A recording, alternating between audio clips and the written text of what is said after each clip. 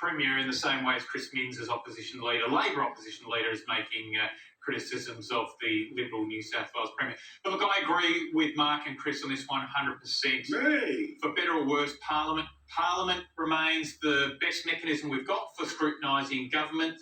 Democracy is a foundational principle of our country, of our society, and government should at every opportunity do everything it can to allow the wheels of democracy to keep turning. I can tell you, the City of Melbourne, we're probably the hardest hit region in Australia economically by COVID-19. We're continuing to have council meetings. I was at a meeting this evening. We had the Auditor General scrutinising our budget tonight in some, pretty tough financial circumstances for the city. We had the meeting online. People could still put questions to us. It's a very, it's a good process, and we've managed to switch to online so that people can still see the business of government going on, and the business of the city can be scrutinised. So, we even had an election in Victoria last year during a lockdown. So these things can happen. Did you spend all the ratepayers' money on metal straws, did you? A couple of years ago, Chris, and I'm going to tell you I was ahead of the curve on that one. You may poo-poo it, but I think the world has moved in my direction when it comes to... Everyone who's had a soggy straw at Macca's just thanks you every day, mate, every single day. Honestly. What's the carbon footprint of a metal straw? I reckon it would generate about a tonne per straw. Now, let's talk about the mandatory nature of jabs and the way it seems to be going. I showed you that polling before. We know where New South Wales is sitting in this position where they're going to say, oh, it's not mandatory, but everyone who works in a cafe, a restaurant or a business, well, they have to be vaccinated to get the COVID Safe Plan to go back to work. But there are some big unions that are starting to buck this trend. I told you last night that Crown Casino is planning to reopen, and its rule will be that everyone has to be vaccinated. The union movement there has said no. The union movement has also said no to an attempt at making it mandatory for construction jobs. Here's what Daniel Andrews said. There are steps that industry need to take. They need to follow the rules. And we'll have more to say quite soon about just how many people will need to go and get vaccinated.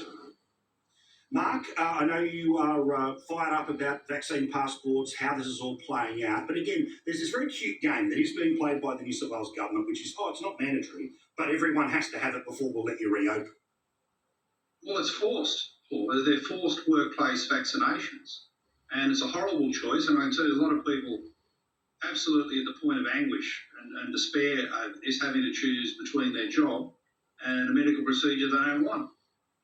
They might be people who've got a family history of adverse reactions to different vaccines. They might be people waiting for the vaccine they feel safest with, including some that will be available later this year.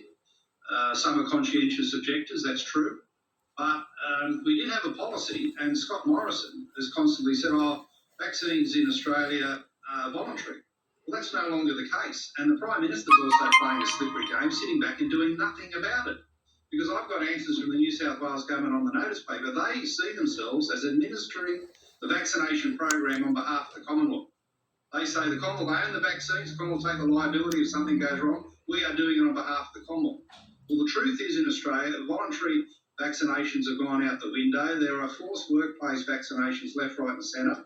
And soon, for people who want to go shopping, forced customer vaccinations. So this is a level of coercion we've never seen in Australia before. One of the saddest things about it, and I mean the media hysteria and push on this has been off the radar, it has taken away in our society something that was absolutely sacred, and that was the patient-doctor relationship. You can sit down with your doctor and get some advice about what you need to do and follow that advice. That's out the window as well. Because people are feeling, well, it doesn't really matter what my doctor says about it. If I don't get the jab, I'm going to lose my job. If I don't get the jab, I can't go to places that I've always gone to as a consumer. I mean, this is a reign of terror in our society, the like of which Australia's never seen before. And for the people who are feeling the pressure, you see Nicholas and I assume that's Nicholas scoffing there. He's okay on a government income in a secure job, and hasn't got any worries in the world in this regard. Go talk to the workers crying on the phone to my office about the pressure and stress they feel under because of this. And Nicholas from the Labor movement, it used to be a Labor principle, the boss doesn't decide and government doesn't decide about how you run the medical procedures and your private healthcare in your life. The worker decides, the individual decides. And that's gone out the window as well. Something the Labor movement fought for centuries, that people had control of their own health decisions. People like Nicholas couldn't give two hoots about it now because it's all about state coercion and backing in the bosses. Well, I mean, we're only a few minutes in, Mark, and the personal sledges have begun. So back to your usual form on that front. But, I mean, you know, here you are crowing away about you're people should be telling you where you're coming from. Well, let Don't me interrupt, then you won't get any feedback. I mean, you're here telling us, oh, we need to be free. You want to be free to not get vaccinated. Well, I want my family to be free of COVID-19. So, you know, freedom cuts both ways here, Mark. And the fact is, vaccines work. I view vaccines like seatbelts. And Get vaccinated. vaccinated. Come on, Be comfortable with people getting vaccinated. There's no guarantee, but then you could be sitting in a coffee shop next to someone who's vaccinated and they've got the virus. Yeah. How ridiculous is that? Yeah, Chris? Yeah, look, it is just extraordinary to say that somebody not getting vaccinated is a threat to your family. This stuff is being sensationalised in a hysterical way. We've got to have a high vaccination rate in this country. We already do. We shouldn't be locked down at the rates we've got. We're obviously going to get to 80% nationally, probably close to 90%. So those who choose not to get vaccinated are not a threat to anyone. We all know that you can get the virus and pass it on even when you're vaccinated. So the fact that most of us are vaccinated, we've got our protection, we've got our family protected. Correct. We shouldn't worry about whether anyone else is vaccinated. Now, in some settings, of course, we can understand a mandatory vaccine directive in an aged care setting, in a hospital. But they should be pretty limited. Elsewhere, it's your personal information. Talking about this intrusion into people's personal health information, a friend of mine got this at work recently, was emailed by HR demanding to know whether or not they were vaccinated, and the response that went back to HR was, you tell me whether you've had herpes. Yeah, well, also, I mean, what about that opinion poll, right? Again, look, I get it, all opinion polls, pinch of salt, right? But 62% of people saying all workers, it should be mandatory, and 58% of people, Nick, saying that it should be mandatory to be vaccinated before you can go shopping. Yeah, so this is a hot potato, isn't it? I mean, on one hand, Scott Morrison, because of divisions within his own party, he doesn't want to mandate that people need to be vaccinated. He says it's up to individual employers. Meanwhile, you've got the unions saying, oh, well, it shouldn't be the employers who make this call, it should be government. And so everyone's trying to pass the potato or hot potato around. No, well, that's actually the law. It's actually leading up to the law. The idea is the law should decide this, Nicholas. This is the point. Instead of the government making a directive or the unions making a directive. Makes the laws, Chris. Well, there's the Fair Work Commission and there's courts. There are laws in place, and the laws are in place, and the Fair Work Commission or other courts will decide whether or not a mandatory order in any particular setting is reasonable, and that's how it will be tested. So any union who doesn't like it, they can challenge it and let somebody make that ruling. But you can't have a blanket ruling across the country. Well, also, Mark, one of the steamrolls that... Hang on, it's so grey, so indeterminate. Okay, but here's the thing, right? So one of the steamrolls that's coming for small business right now, and I'm sure you've got exactly the same emails, way more of them than I would have ever got on this, right? But there are people who had to make a promise to the New South Wales government that they would not sack anyone in order to have the financial support that's getting them through the lockdown right now. But they are simultaneously being told that everyone who works for them has to be vaccinated before they can reopen. So they're faced with this question of, well, can I sack somebody who is holding me back from getting the right to reopen? And does that mean that I would then have to pay back part of the money to the state government, which made me promise not to sack anyone in the first place? Well, they are sacking people, Paul, and they believe they have to sack or stand down staff to qualify for the reopening. They also believe they have to register and display a government sign in their window, and also allow the police through their premises to check everyone's papers. And the small business, the compliance cost is to act as a de facto compliance officer for the health department. So it's not easy, it's very complicated for small business in particular, and you're seeing around the world non-compliance, and countries like the UK and Denmark abandoning the idea of vaccine passports at all. But just earlier, Chris Kenny made a really important point. We have laws at the moment that are basically being ignored that govern what should happen in this space. They're called the work health and safety laws in place at state and Commonwealth level, and also the industrial relations laws. And just a month ago, Paul, the Fair Work Ombudsman put out very, very good, sophisticated, detailed guidelines, basically saying every workplace is different, every industry is different. There's a whole range of things you need to do, your risk assessment, look at alternatives, reallocate workers, look at whether you've got COVID in the community. All these very, very complicated aspects were spelled out in the advice, basically been ignored. And what we've got instead is state governments misusing public health orders to mandate and force these vaccinations upon workplaces that haven't had a chance to do their own thing according to their own circumstances under the existing laws. And I think that's a huge mistake. It's causing huge distress across the business sector and the workforce. But Nick, I heard you just say it's complicated. Yeah, it is. But we know that a supermarket is different than a hospital. We know that a cafe is different than an aged care facility. We certainly know that essential workers and essential retail was able to operate for the best part of the past 2 years, even when there wasn't a vaccine. But now suddenly, one rule is going to fit all, Nick. Yeah, so the problem with it being as complicated as it is, as a sophisticated set of measures for different rules for different settings, is that it's really hard for people to follow. So businesses and employees are crying out for direction at the moment. And what they get back is, well, it depends. If you're a retail area in a hotspot, you may need to get vaccinated. If you're not in a hotspot, you don't. Depends on what the case numbers are. And it depends if you're in a retail where it's, if you're face-to-face with customers throughout the fact. People need really simple rules. It's a pandemic. We need to get jabs in arms as quick as possible. Keep it simple, okay? Perfection is the enemy of the good. Yeah, but health policy isn't Twitter, yes, mate. It's not 2 sentences fits everything. Geez, you're dealing with people's lives. You want to make it simple. Exactly. We're dealing with people's lives. The more jabs get, more arms, the more lives get saved. So as you just say, if you're working in retail, you have to get vaccinated. Okay, if you're working in any sort of health sector, you need to get vaccinated. Like they should just give really clear directions nationwide so people simple to understand. Calm down, Nick. Calm down, mate. Most of the country's vaccinated now. We've got to open up and deal with it. The pandemic, this disease, we're going to be living with it. This virus, we're going to be living with it for years, decades to come. Let's move on. Let's not start having government controlling everything about people's lives. At the moment, government won't let people leave their house or go to work. They want the government forcing them to have an injection that only a small minority of people in this country don't want to get anyway. And as we keep saying, it doesn't inhibit the rest of us. The rest of us are vaccinated. We've got the protection we can get.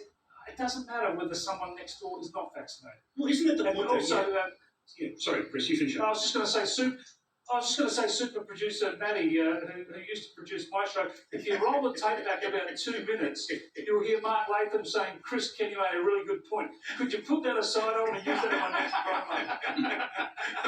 Well, Chris, even the brave clock's right twice a day. I knew that had been the case. And also, if you want to go back about 10 minutes, it was Nicholas Reece saying, I agree with Mark Latham. We can go right back to there if you wish as well. All right, now. And Chris Kenny, we were all in agreement at the start of the show. I don't know what happened. It went downhill from there. Well, let's continue that unity with just the support for the great migrant story that is Christina Keneally. I mean, just this poor downtrodden migrant who turned up, in a Hessian sack with, two coins in her pocket, and then 10 years later became a state MP, and then all the rest of it there. Now, here again is Anthony Albanese, as I said, trying to find a race card, trying to find something to play here, because, of course, he can't manage his own party in his own state. Roland. Christina Keneally was born in the United States, came to Australia, and is another great Australian success story of a migrant who's come here and became the New South Wales Premier. I mean, what a story, Mark. I mean, this incredible story of Christina Keneally. Well, Paul, having lived in the Fowler electorate for a fair amount of time, and still know it quite well. We love the migrants there, and you meet many hundreds, thousands of Italians, Greeks, Yugoslavs, people from the Middle East, Vietnamese, of course, through Cabramatta. I've got to say, in all the time I spent in Fowler, I never met one American migrant. And I certainly never heard that American accent down the main street of Cabramatta or Liverpool or Warwick Farm. So Christina's a unique case, and she has struggled against the odds. I mean, in terms of the migrant story, it was so hard to get head office to endorse her for the seat of Heffron, knocking Deirdre Grusin out to get into the New South Wales Parliament. And then Joe Trevodian, Eddie Obeid took this poor, humble, homeless migrant under their wing and made a Premier of New South Wales. And then Kyla Manane at Sussex Street head office said, the downtrodden people, give me your homeless and your downtrodden and I'll turn them into a senator. And she's gone on from there with more factional support. If every migrant in the country had the same factional support as Christina Keneally, there'd be no unemployment. We'd have a Statue of Liberty in every single street corner, and the country would be thriving on the back of patronage and largesse for downtrodden Christina. What an absolute joke. What a complete rewriting of migrant history in Australia. And I tell you, in Fowler, if they're relying on the American migrant vote, they're going to get Christina's vote, and that's about it. If she ever moves from Scotland. The American migrant vote. Yeah. Well, what about the American migrant vote? I love it. But I mean, Nick. I mean, obviously, she obviously is still a subset within. She obviously has a nervousness about being a migrant because she lives on an island off the northern beaches, an island of just 500 people. But she's going to be way more at home after she catches a ferry and then drives an hour to Cabramatta. I mean, this is a wonderful story, Nick. Just amazing. Please. Yeah, I'm sorry.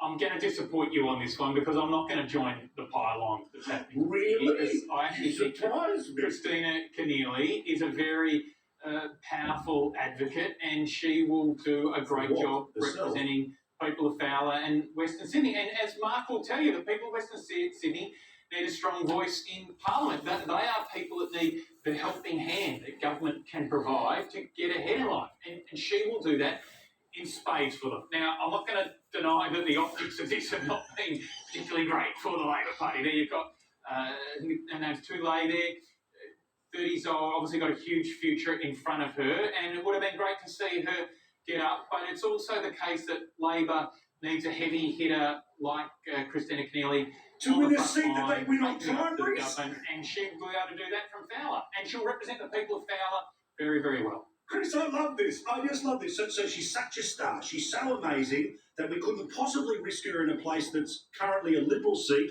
that we would need to win to become the government. We're going to put her in a place where it's guaranteed that the Hessian Sack would have won the seat. We think she's so good we can't point to any policy she's helped to enunciate or any victory that she's helped to deliver. I'm getting her confused with Christine Arnoux because she's she lives with the saltwater people by the sea and she has to move down to the city and she's dreaming of her island home the whole time. I think she's got herself mixed up. I think you mentioned the Troy Branston article earlier. It's a ripping read. People should go to Today's Australian and read it. It's one of Troy's best. But I think it's very insightful because Troy is a former Young Labor president. He's very closely connected to the New South Wales right. He worked for some leading figures in the New South Wales right of the Labor Party, the sensible right of the Labor Party, the part of the Labor Party that needs to be more dominant if the party's ever going to recover mainstream votes. And so when you read his absolute demolition of Christina Keneally and the way she's been dropped in here and there by the factional bosses, it shows you the big schism that's happening in Labor, because obviously there are other people in the New South Wales right who thought this was a bloody good idea. So Mark would know more about what's going on there, but honestly, do the right back that or not? Yeah, I mean, Mark, like we heard today, Michael Costa was on a bit earlier, I think on with you, Chris, talking about how the how the machine of Labor in New South Wales has failed because it produces this result. Where she should have been in a far harder seat to win rather than something like this, let alone, obviously, the nonsense from Albo yesterday. If she wanted to be in the Senate, she would have been top of the ticket. Most people's eyes start to glaze over. But what do you think about your old team?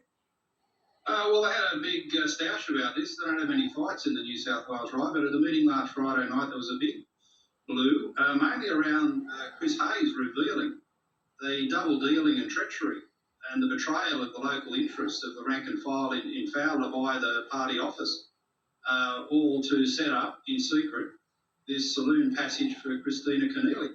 So there's a civil war going on there and a lot of questions being asked about the General Secretary in particular. But, Paul, the thing about Christina Keneally, she's never actually been in a real ballot to win a real seat. And the one time she had a challenge on her plate in the Bennelong by-election, she failed. Otherwise, at every single turn, in every single position, she's been shoehorned in by factional patronage. Everyone from Eddie O'B to Joe Tribodi and now the people who run the New South Wales Sussex Street machine. So, in Western Sydney, it's a highly contested area now. It's not as safe as it used to be. You've really got to work hard.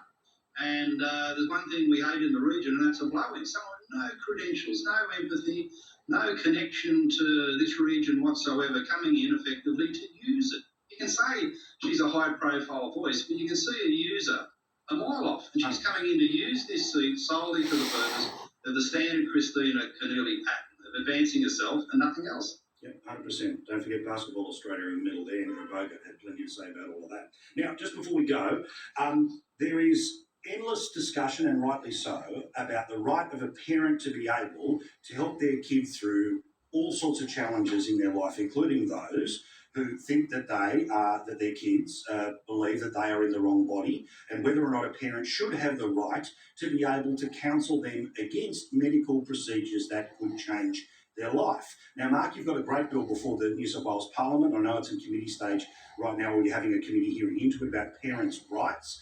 How fundamental is this that we have to get this right in a time when we are talking about health and talking about safety, that something like a parental right is absolute in Australia? Well, it's very important in the tough cases. Again, it's a complicated area. There's certainly some young people who are genuinely transgender and are likely to stay that way for the rest of their life. There are others who, let's be frank about it, in the school system at the moment, Paul, transgender has become one of the fads, one of the fashions. And there are some horror stories out there of schools keeping parents in the dark, schools keeping the medical experts of the parents in the dark, and some kids who might be challenged in certain ways, autistic, for example, who haven't had any friends, any sense of belonging. The transgender clique will gather them up and say, if you want to feel like you belong and you've got some friends at the school, change gender. So it's not a genuine case, but if the school keeps that secret from the parents and the family's medical experts, disaster beckons. Disaster certainly beckons. So, involving the parents and the medical experts in the first instance is critical, and that's why these parental rights have got to be recognised by schools. It is a complex area. Every case is different, but sidelining parents and keeping them in the dark invariably, in fact, in all the cases I've seen, leads to disaster. Yeah, bloody oath. What do you think, Chris? Well, yeah, I think these are very complex areas, but I'll tell you what, the number one issue, the number one priority is the rights of the child. Then it's the rights of the parents and the government. Their rights are way to the rear, right? And you have a situation here where you've got a government in Western Australia stepping in and pushing apart parents and children, and that's a really big step, and it says something about our society where we see so many cases where children are being abused or harmed repeatedly, and governments have been too timid to step in to protect the children. Yet in this case, they jump in and deny the parents their rights. So it's very worrisome. Great point. Lads, lovely to talk to you all. I'll see you all again very soon. Thanks, Paul. Cheers, Thank you, lads. All right, in a second, I'll have a chat to the Deputy Premier of New South Wales, John Barilaro. What is the plan for opening up? Have the dates started to change? How's the vax rate going? And. We can go all night. We'll do so next.